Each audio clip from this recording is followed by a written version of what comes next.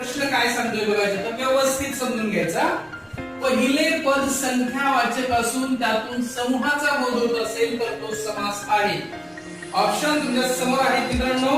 बहुव्रीही, नवीन, द्विगु, कर्मधारय. उत्तर तुम्हाला शोधायचे फटाफट. कोदंड म्हणजे धनुष्य.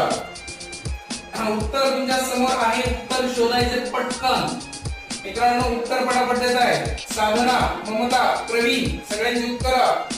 संत ज्ञानेश्वर महाराज. अरे वा वा, संत ज्ञानेश्वर महाराज पण लिखते हैं. बहुत बढ़िया, बहुत बढ़िया. द्विगु समास हे त्याचं उत्तर आहे.